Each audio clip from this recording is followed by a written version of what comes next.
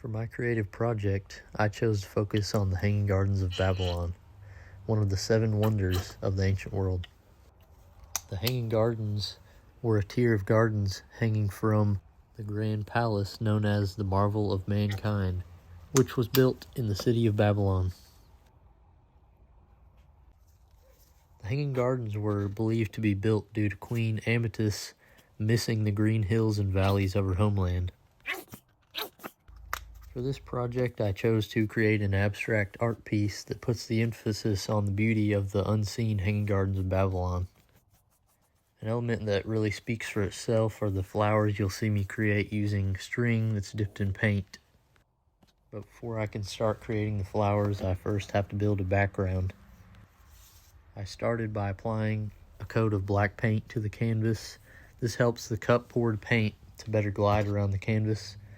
You now see me putting the cup on top of the canvas and poking a hole in it, and this just releases the paint quicker.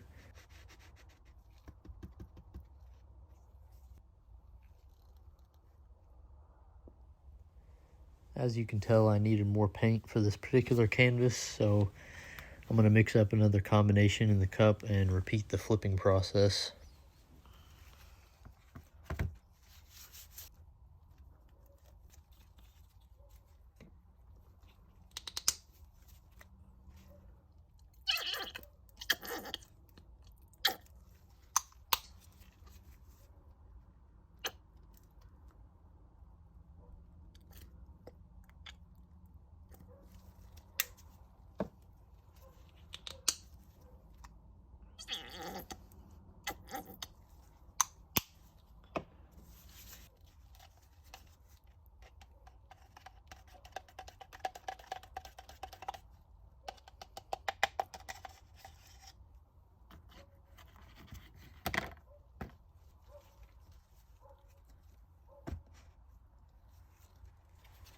I now remove the cup and reveal the mixture that took place while pouring the paint. This is where I'll start to move the paint around the canvas until I'm satisfied with the coverage. This is another reason why I applied the black base coat, so that if the paint doesn't completely run through the entire canvas, then your eyes won't be drawn to a blank or white canvas showing through. This would be a good time for me to explain kind of why I chose the Hanging Gardens. I initially chose them because I was intrigued by the fact that there's no real record of what they really looked like. Therefore, I was able to create an abstract art piece to kind of extenuate on that fact. I've previously dabbled in the art of pour painting and thought this would be the perfect opportunity to use my previous experience with making abstract art into something that relates directly to the subject I chose.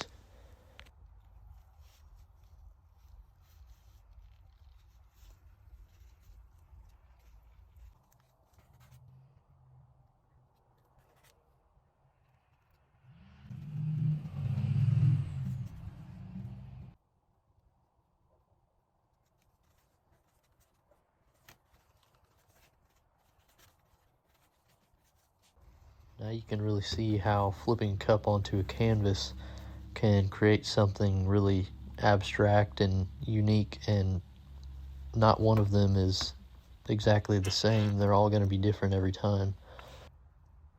Now comes the flowers mentioned previously. I start by pouring a line of paint in the color that I want my flowers to be. I chose this kind of pink color and light blue. And now I'm taking the string and making sure I get all of the string covered.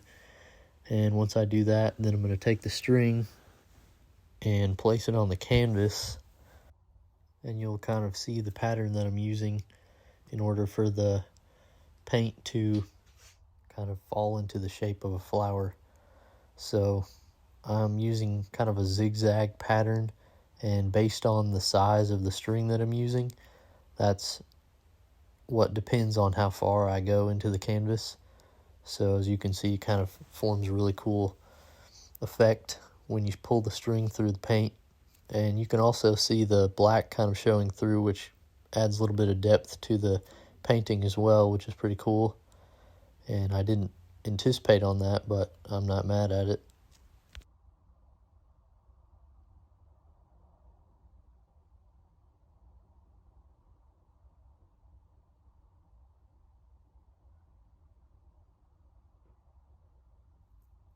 And here you can really see how important it is to make sure you're pulling the string from one central point. Don't move your direction of pulling, so to speak, so that you get an even flower effect.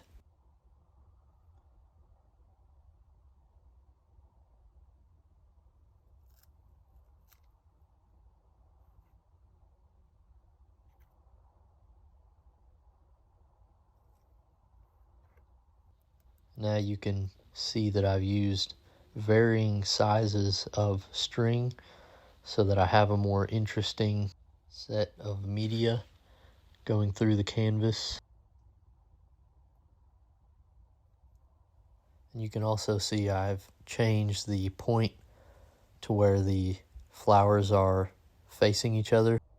This was basically so that the painting didn't feel too empty, and I had kind of a full canvas of different pieces to look at.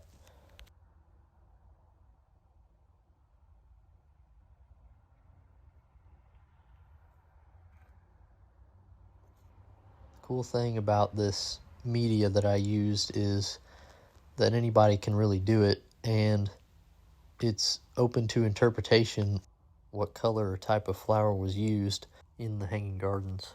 So I kind of used my imagination here.